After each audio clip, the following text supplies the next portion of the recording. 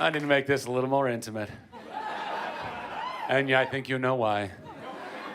Ladies and gentlemen, without further ado, please, for his Nerd HQ cherry popping, welcome to the stage, the one and the only William effin' Shatner.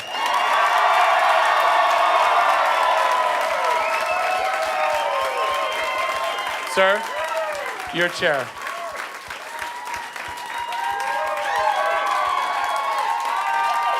I mean, what?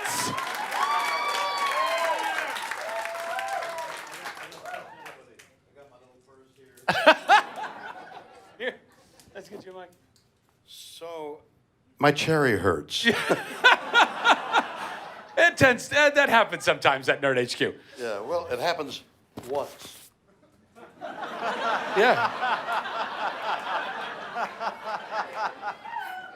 Which just means when you come back next year, it won't hurt so much. I have to wait till next year to have that spot hurt again. It's that kind of relationship, Bill. Every time I come to Comic-Con, I've been here several times, and I haven't been here, unfortunately, but I'm glad I'm here today. I always have something I'm doing. So I come with a purpose. Oh, yeah. Yeah. So the purpose, for example, that I'm here for is Saturday. I did a panel earlier this morning for something else, but on Saturday is the real reason I'm here at Comic-Con. Which is what?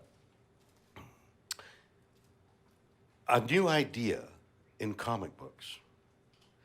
An illustrated novel. A cinematographic illustrated novel. William Shatner's manowar.com. You'll see what I mean. A new idea, I think. I mean, some guy in Switzerland may say, that's my idea. I don't think so. It's always the Swiss. It's always the Swiss. Hey, I mean, yeah, I've got a great new idea. And some guy with this is, no, I thought of that last year.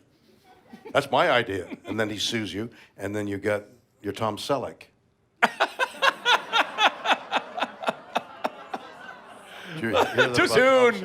Too soon. About the water and Tom Selleck? So what we're saying is then we should tell everybody to go to William Shatner's Man of War panel stuff. Chuck Jones. It's off. It's not at the convention center. Do you know where the address is downtown? Can you find out? Somebody. We'll find out. Somebody. If you have a reception and down tell me here, where it is, so I'll know Google where to go. No, but it's Man of War, right? I can only work an hour ahead. Otherwise, I'm lost. So I know I'm supposed to be here at Wizard World. Right. Ladies and gentlemen, welcome William Shatner to Wizard World. Right. I don't dare think about Saturday. I've been busy all day today, so I'm here. And I'm here because the great cause of the charity. But I'm also curious in a small, intense audience what you guys want to talk about and maybe explore things that we haven't, that I've not said before, which will be very difficult to do.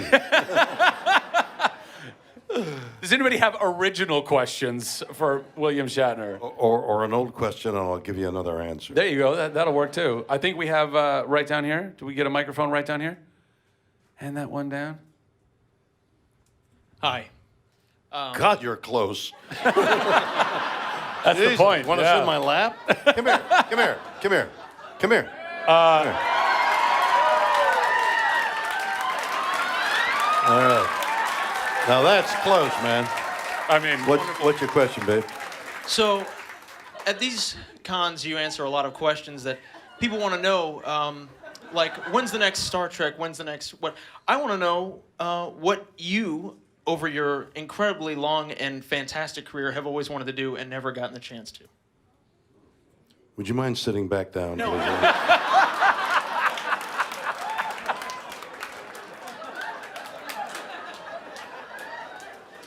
Well, I wait for opportunities to hit. I mean, I just sort of, I ad-lib my life, but Beknownst to all of you, we're all doing the same thing. We think we're in control. I'm making an appointment tomorrow to go.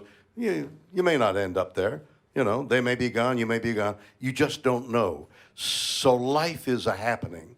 And if you treat it like a happening, the good and the bad, you know that the good is good and the bad will be bad, and when it's bad, it'll be good and good. And it's circuitous if you last long enough. Otherwise, it's a straight line, boom, you're dead. But we'll ignore that. That's not good advice at all. The advice is it's a circle, and what goes up comes down the other way around. So, a guy says to me, I'm at a convention. I'm at a friggin' Wizard World convention. Yeah. In Chicago, 2 years ago. Signing. Yeah, hello. Sign. Guy comes up to me and he says, we'd like to build you a motorcycle. So I drive motorcycles. Is this the one that you just drove across country? Yeah, Jesus, God. Oh, sorry. Did I just spoil that? I follow you on Twitter. In the middle of a story, for God's sake. Oh. You know what my wife does? I'll go kill myself now. You ought to tell a joke. You know, you set the joke up. Henny Youngman says, take my wife. She says, please. Why are you telling my laugh line? What did you do with the motorcycle, Bill? Oh, funny you should ask. I was just about to tell you. So a guy says, I'd like to build you a motorcycle. So I love motorcycles. I used to drive motorcycles in the desert bikes. They posted it. You can't do it anymore. It's not good for the environment and all that kind of thing. And then road bikes are not the same as dirt bikes, but went to road bikes, big bikes, going 100 miles. Wow, 100-mile trip. Whew. Hot, cold. It's rained on me at times. There's nothing colder than being on a motorcycle and getting wet. 100 miles. Holy cats. He says, I'd like to build you a motorcycle. We're from American Wrench. We're a 100-year-old motorcycle company, and we'd like to build you. Of course. Please. Hey. Build me a motorcycle. 2 weeks later, and this is the way the ad-lib quality of our lives, a friend of mine who's a sculptor.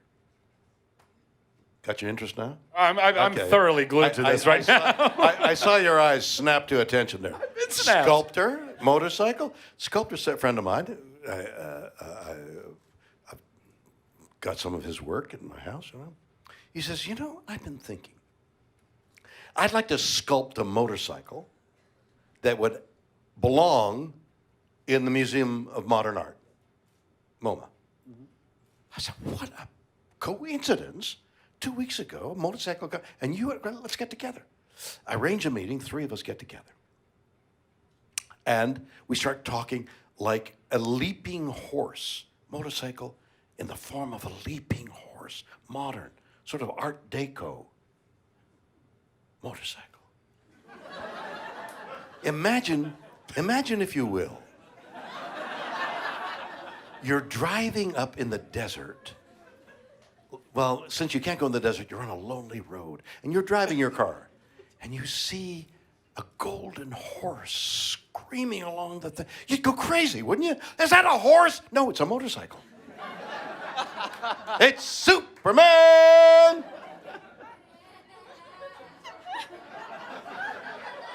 The sculptor drops out. American Wrench and I arrange this motorcycle, and I say blithely one day, I'll drive that motorcycle from Chicago to Los Angeles. I said, you will? I said, yeah, well, come on. Well, just get in the bike, and we'll go, and we'll get a couple of bikes, and we'll go. And they said, well, that's great, we'll do that.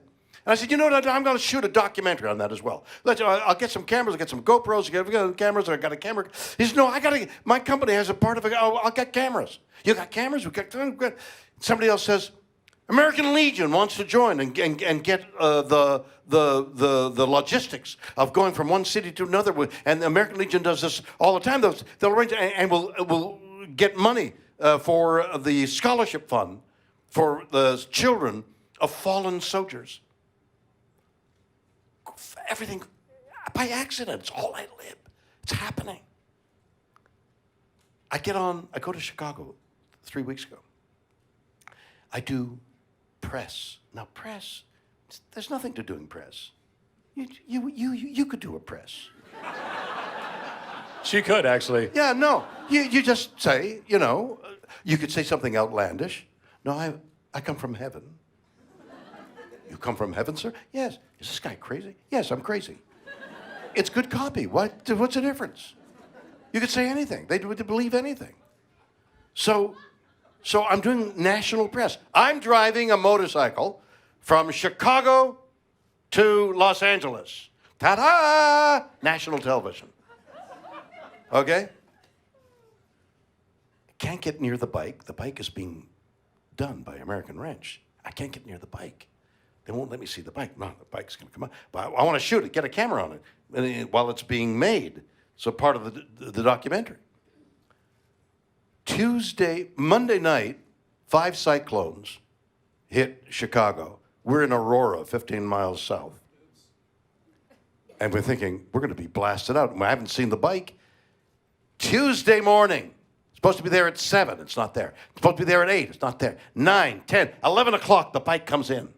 It's huge, it's massive. You got to go to Rivet Motors, R-I-V-E-T Motors.com, and see the most unusual motorcycle you've ever seen. We put a tent over it, and we unveil it in front of 150 people from the press. Ta-da! Yada-da-ba-ba-da-ba! I get in the bike.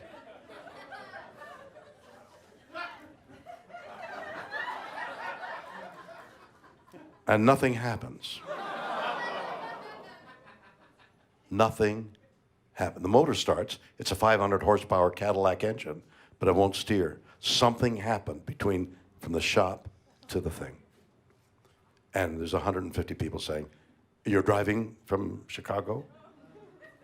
And so the documentary starts there. I rented a bike and 15 people, and we carted the motorcycle along with us, showing it everywhere. Look at this bike. All it needs is a little tweaking. It's a prototype. So what do I want to do? I want the bike to work.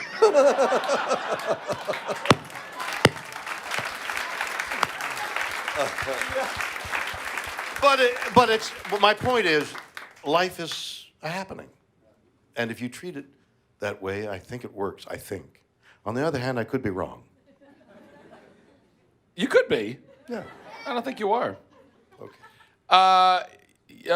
Bill, who do you want to answer next? You choose. I get to choose. I don't want to play favorites. Oh, I get to choose. Well, we got one from the front row a second ago. Right. And you got to stand up and show your costume. Hold on. Wait for a microphone. Wait for a microphone. But there's one thing wrong. And that one down. There's one thing wrong, my darling. Quickly. No, Yes. it's red, and you're going to disappear very soon. That's okay. He makes a very good point. Are you part of the landing party? Let's get to move on. Part of the landing party. Yeah. Exactly. I have 2 questions. One, can I ask my question on your lap? The hell? Wow. Forget the question, baby. Oh, dear Lord. You see how life is a happening to you? Is it happening to you? Because it's happening to me. Seize the day. Can we show this on television? What? Seize the day. Correct. Yeah. And your question, please. Yeah. And your My question. question. I'm seizing the day right now. Did you say bidet? No, No. the Oh, okay. day. Go. Yes. So do you think we can convince them to bring back T.J. Hooker? And maybe you're the police chief. And the what? You're the police chief. I'm the police chief. If they brought back T.J. Hooker. You mean I can't go out on patrol? Well, you could. You'd be very active. Yeah. Well, I am. As you may have noticed.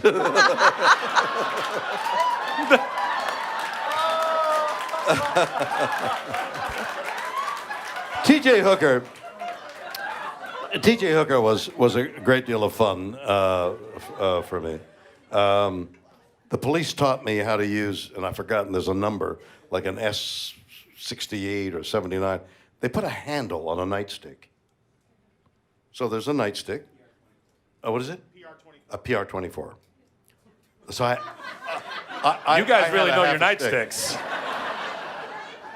So you put a handle on your nightstick, if you know what I mean, and you call it a PR-24. All right? Okay. So all the police, some engineer did was put a 6-inch handle on the nightstick, and it became a whole other weapon. Because you can use it. This way, that way, this way. Yeah. It becomes another thing. And they got very handy with it. I mean, I took lessons in it. Police taught me how to do it. And I kind of used it as the gimmick for the fight as best I could. So, if Hooker got into a fight, he uses PR-24. 24 is not the right number. It is? You're a policeman? You're under arrest. PR-24. So that got to be great fun. Then we spent summer months shooting, jumping from roof to roof on the hot white roofs of Los Angeles, chasing the bad guys. And my singer friend, Jimmy. Mariah Carey. I wish. Jimmy. What? No, Jimmy Darren. Jimmy Darren. So Jimmy Darren was wonderful, great, handsome. You know, he was one of the. He had one phobia. Not very important. He hated birds, which is what you see on the roofs of downtown Los Angeles. Numerous birds, mostly pigeons looking for food and crapping on your feet. And he would be like taken out, like he couldn't shoot. Oh my God, there's a bird. Oh God, just no, cameras. There's a bird.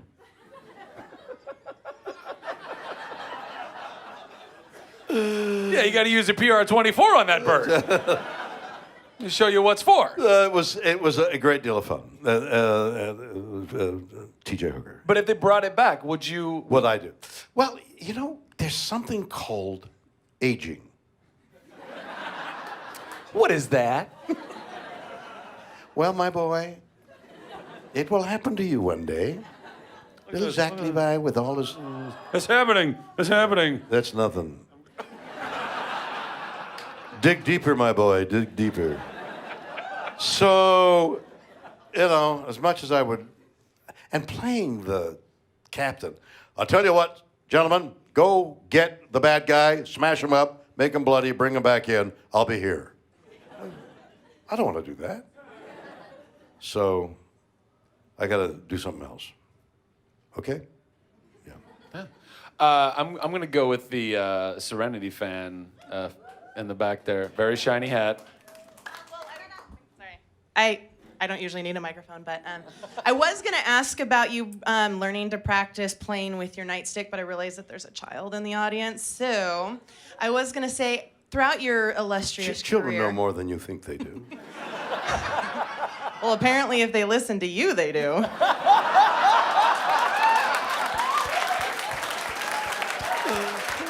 And did you hear the tone? The tone? It was really... It was an acid note there. It was friendly, but it was acid. You know what she's like at home. Oh, She could honey, go over you the have edge. no and idea she what could I'm go, like at home. Oh, I have an idea now. Admit it. You're intrigued. Admit it. What is your question, I don't young know. lady? Let's forget the question and just be intriguing.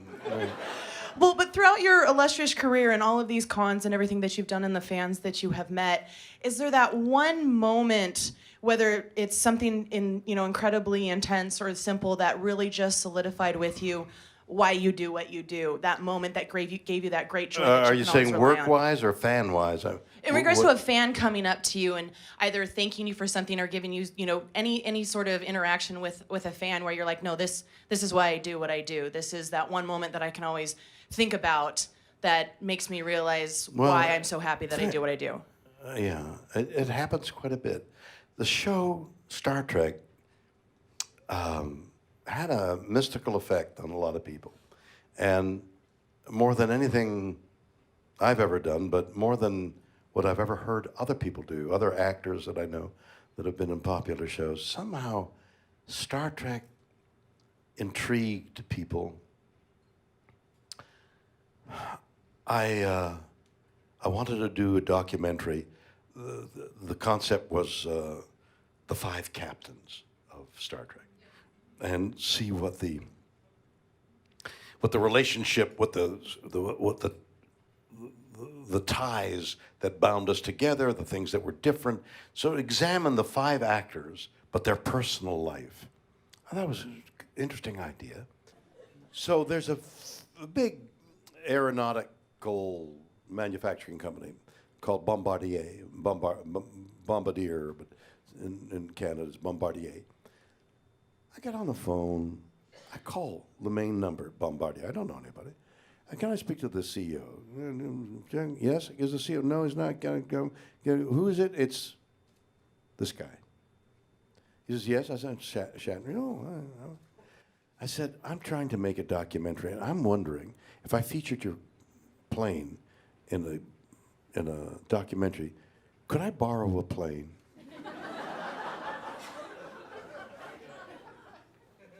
He says, of course. He sends a plane. We get the plane. We pick up a Canadian crew. He's in Toronto on the runway. Steve Arcieri, something like that. Steve, thank you so much. He says, no, thank you. I watched Star Trek. Because of you, I became an aeronautical engineer. As a result of being an aeronautical engineer, I head up this large airplane company, and as a sense of whatever, respect, payback, here's this glorious 15-person airplane. All our crew, everything, flew all around. They paid for the gas, paid for the thing. All because he was influenced by Star Trek. That thing in every degree, from casual, I use Kleenex because of Star Trek, to my life changed because of, it's been phenomenal. The people that I have met, astronauts, doctors, scientists, people who are influenced. What I feel is the sense of mystery, the awe and wonder of science, of what's out there, and how soon will we know about it? Because every day something's being scraped away. Oh my God, through an opaque window, you're looking, what is it?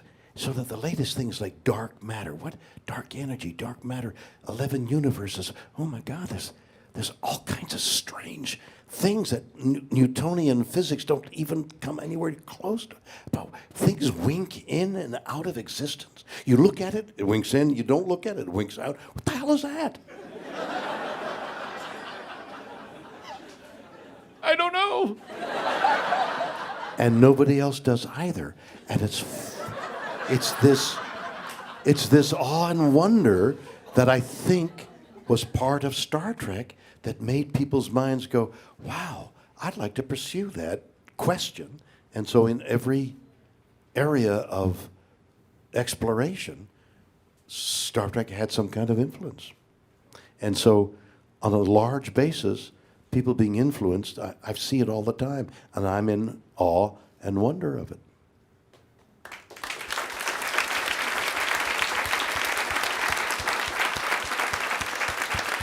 I recently found out that Star Trek was the only television show that Martin Luther King Jr. let his children stay up to watch No on kidding. television. I didn't know that. Yeah, that was a recent factoid that I learned, and I was totally bowled over by. But also simultaneously was something that I understood. You guys were groundbreaking. You were breaking racial barriers before racial barriers could be broken down. We did. We broke air too at times. It was just, Maybe that's what he loved about it. It was a very gassy show. Let's come over here. Let's go. You in the back there. Yes, you, young lady. Hi. What did you think of Gishwas this year? What items did you do? And what do you think your chances are for this coming year? What she's referring to is a treasure hunt by. No, I'm just a Misha party. Collins? Yeah, Misha Collins. So Misha started something. It's part of this whole Twitter thing. There's this bubbling cauldron of gossip, okay? Of information that is incidental. It's just, look what I'm doing here. I am. What am I going to? But it's energy, and it's people talking, and it's people interested, and it's back and forth, and Misha Collins, and so part of the problem, which is slowly being solved, of the social networks, is people with money who want to make money on it can't figure out how to make money. Because once you start to make money, people leave, go elsewhere. You know, like little panels like this. Don't go anywhere. You know what I mean? It's little places, things that, like fervent things happen. And once it becomes ordinary, it's of not no value. Yeah. So Misha Collins found out a way to do a treasure hunt and raise money for charity. And we got into it hot and heavy in terms of, because the things you had to do were incredible. Took time and energy and money, and the winner got, I think, $20,000 for the charity.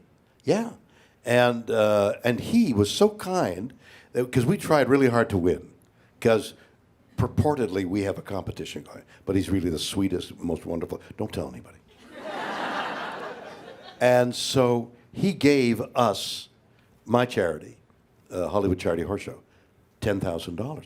So not only did a charity, and I've forgotten who got it, 20, but another 10. So there's money there going, and which, by the way, we tweet my charity, and as a result, people answering back send us things to auction, valuable things to auction. So our silent auction is almost making as much money as the whole charity, everything, all the sponsors and the horse show and the donations and the tickets. And I get name performer to perform at a party. It's almost superseded by the donations from people like yourself. That's pretty incredible. Which, by the way, while I'm talking about donations. So I'm on this motorcycle ride and I'm stopping. I'm stopping at American Legion posts from St. Louis to Kansas City to Amarillo,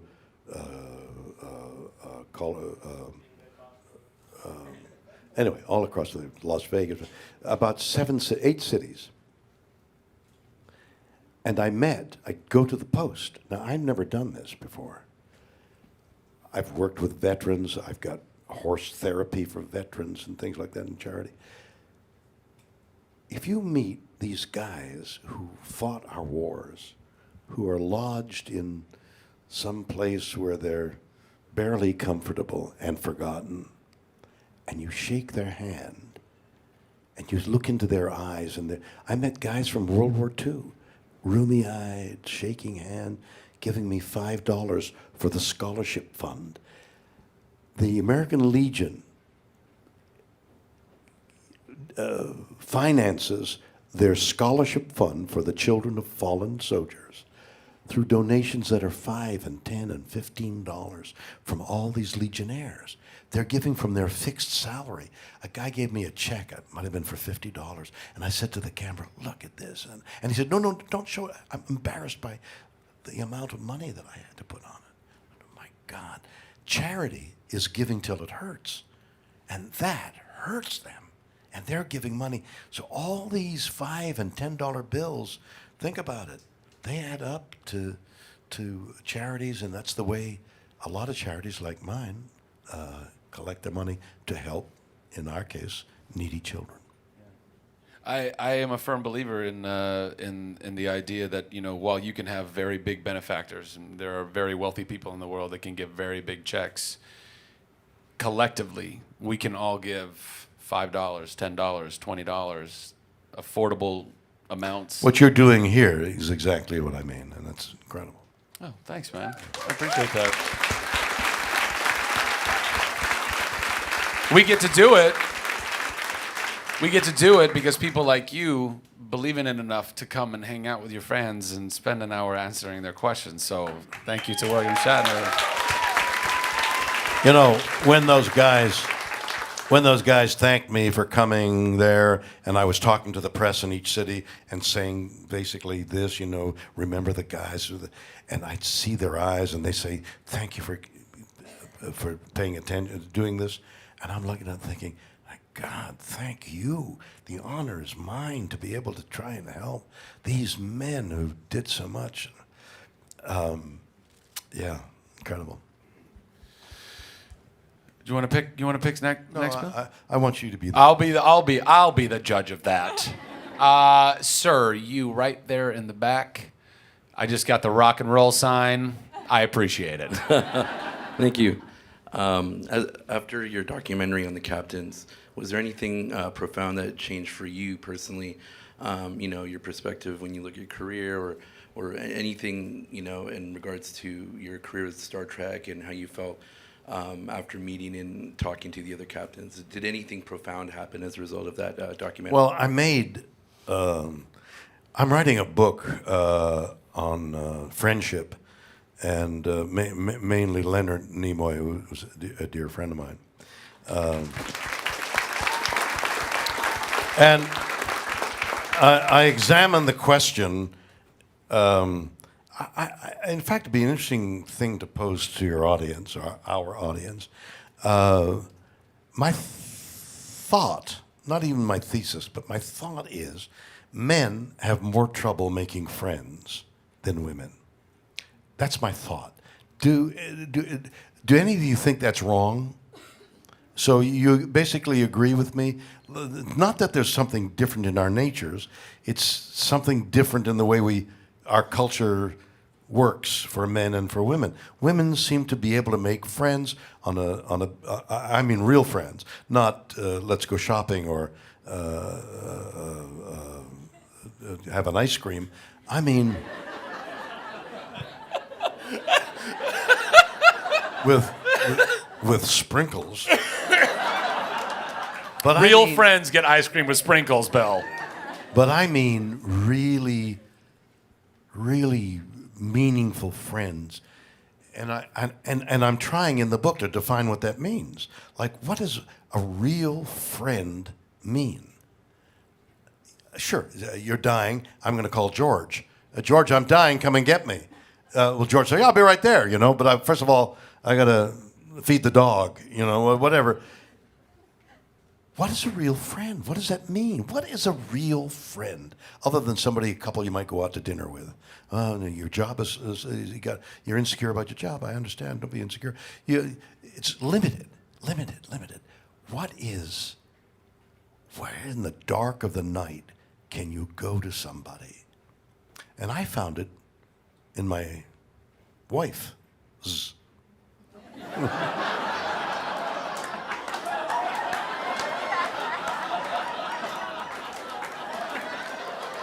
Well, it's unfortunate, but that's life. You know what I mean? Life, it happens.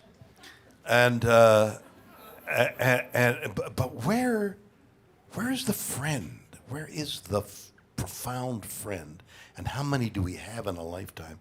And what is the definition? And Leonard was of that category. He was the profound friend for me. So, and the only one I ever had in all my life. And only arrived at latter day, you know. So I spent my whole childhood and growing up, and then got busy as an actor and actors' lives. I'm talking in the book about friends that actors make. Making a film, television, theater, movie, whatever it is, in a way, the people that have created that entity feel that they're at war. They're at war with the weather, they're at war with the budget, they're at war with the people with the money, they're at war with the guy who won't learn the lines, we're at the war with the director who doesn't know what he's doing, the cinematographer blew a light, the delay, I'm tired, we're at war, but we're at war, we're together. Oh, God damn, you're my best friend, man. And you could go, you hear about casts, they're my best friend. I love them, I love them, I love them. Closing party. You have a party usually at the end of a show, you know. Oh, my darling God, I'll call you tomorrow. Oh, I'm so sad we're partying. Tomorrow, when they get an offer of another job, they're on the other job. So sorry. I meant to call you yesterday when I promised my best friend that I would call, but I'm working. I'll call you next week. I'll call you next month. I'll call you next year. I'm not going to call you. And that's what happens as actors. We bind in this war. We're like soldiers at war, and then the war's over, and you disperse because you do disperse, and the friendship's over. Where is that binding tie that you hope your spouse or your partner is? And that's usually the case, I guess. And when that fails, that's the end of the relationship, in my opinion. I'd like to hear from some of you about that idea, anyway. On the other hand, maybe I wouldn't. Might bring tears to my eyes. Next. Next question. You, sir, on the aisle, right here with the hat and the glasses. If you could go forward in time, how far forward would you want to go? And would you expect it to be a better world or a worse world? I mean, what would you find there? Unfortunately, it's not funny. So, I'm trying to remember the show I did that I held a symposium of futurists. Tech War. So I was doing I'd written some books, and I thought publicity buys would be a really good, get futurists on a stage and talk about that very question, okay? So every futurist worth his salt takes his prognostication with a little bit of salt. You know, I'm going to make it more palatable what he really thinks. But I got all 7 guys backstage before we went on, like a half an hour. So we're sitting around talking. What do they really think? It's really dire. In the headlines today, Governor Brown is talking about the troglodytes who won't listen to global warming. Everything is changing. There's a theory called Gaia. Do any of you know the Gaia Theory? The Earth is alive. The Earth is an alive entity. For example, the Earth regulates its temperature. It goes between whatever it is, 50 degrees below zero to 120, 30, and it falls in those extremes. Mostly it's 50, 60, 70, 80.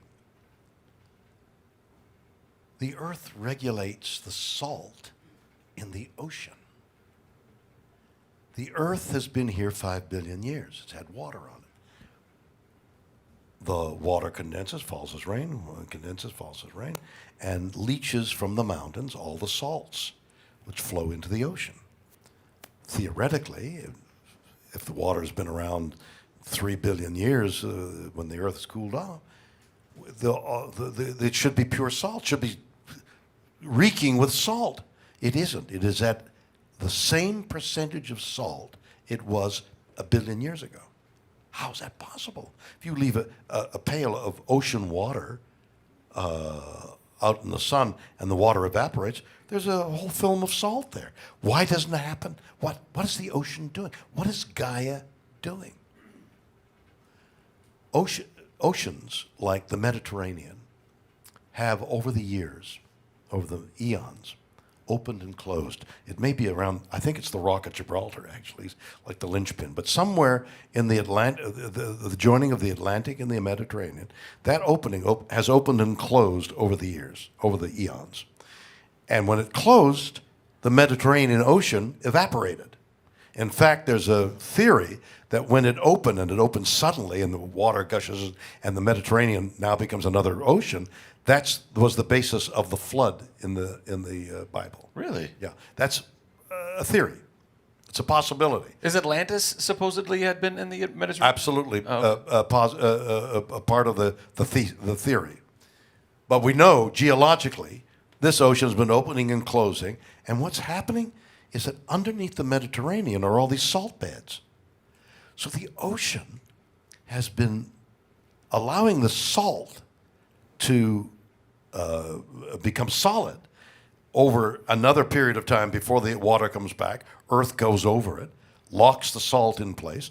The water comes back, and the salt has been regulated.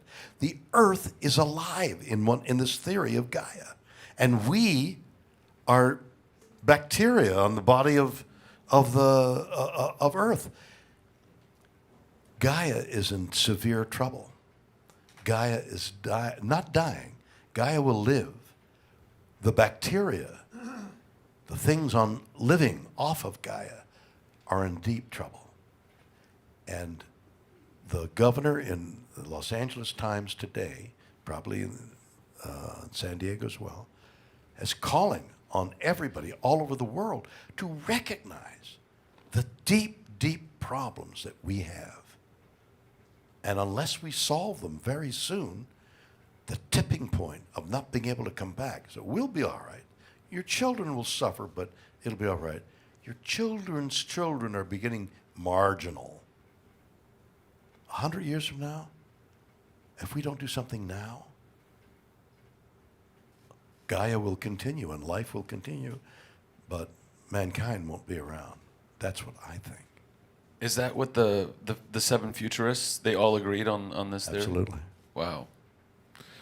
Absolutely. I hope I'm a good bacteria. Well, if you think that the Sahara Desert was a lush forest 12, 15,000 years ago, that's what geological change can do. There was a lush forest, had enough wood around it so that the pyramids were built rolling logs from that forest. They theorized the currents in the North Atlantic changed for one reason or another, and the lush forest became a desert, desertification. Jeez. And it's important to have a duality about it. We're going to live through this, but we got to do something about it. So you can not be depressed. It's the point where it affects your quality of life. But we got to do something about it. It should inspire us to get the message out and to do something about it. Did that answer your question? Yeah. Right over here. We got time for maybe two more after this. Hi. Apart from Star Trek, what would you want to be remembered for? Your number one thing and why? Well, you hear people say, well, my family and my...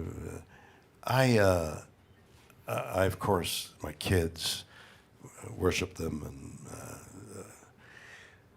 But I'm into a great sport that has taken me 30 odd years or more to become adept at. I ride horses as a reiner. Reining horses followed let's see how I can simply explain it. It's a sport, reining, like jumping, only this is called reining. And in the cowboy days, when they rounded up the calves would react. So the men on horse would have to run after the calf. The calf might suddenly stop, so the horse would have to slide to a stop. The calf might dart this way, so the horse had to do a 180-degree turn, roll back, and go that way, gallop down, slide there. They might want to round that calf up, so they do a fast circle around the calf and then slowly slow down so that they could doctor the calf. Fast and slow circles. When the calf darted this way and the horse was on the left lead, change leads. So you had to change leads. Sliding stop, change of leads, fast and slow circles, and turns. 1, 2, 3, 4. Turn to the right, left. That's the alphabet like ice skating, like the ice skating alphabet. And then they have to do the moves, but they can put them in different order. So there are different patterns using those moves. That's highly skilled. It takes years to train a horse and years to learn how to do it. I've put my 10,000 hours in. I've begun to win at my age. I'm winning. I've won buckles. I've won a saddle against 18-year-olds who were born on a horse. It hurt, but we were born on a horse. That was their cherry. And I'm really proud of a belt buckle that I got this year, for example, winning a whole against 100 competitors, and I've got things like this to do as well.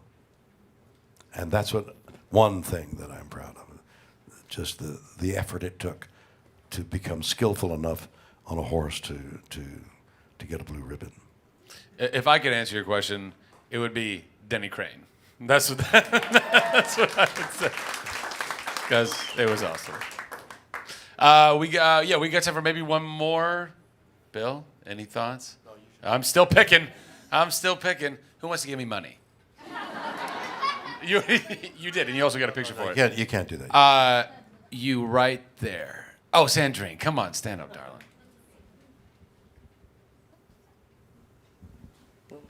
First, I want to tell you that I commiserate with you as far as the friend thing goes. So it is not just you or men. If that makes you feel better or worse, I'm not sure. But As long as I feel. yeah, exactly. And my question, so you have been known iconically for a lot of different things, and also as an actor. So a lot of times people have a sense of who you are already. Do you ever have a hard time being that way, just finding time and the opportunity to just be Bill? I'm striving, like right now, to be entirely myself, without any filter, to express to you my feeling about your questions. And I'm trying to do that as an actor, to scrape away every filtering, every part that gets in the way between a direct communication of me and you, whether I'm on stage or whether it's a camera. I want to be totally exposed to what you think I'm thinking. I want to be there solely, like you want to be with your good friend, with your deep friend, to absolutely not put down all the barriers and say, this is me. Now, there's an artifice that an actor does, says words that aren't his, in an emotion that isn't his, but it is his or hers. It can be. And so I'm trying in my life to scrape away every artifice, my life and my art, to scrape away every artifice. Ladies and gentlemen, please put your hands together for William Shatner. William Shatner, everybody.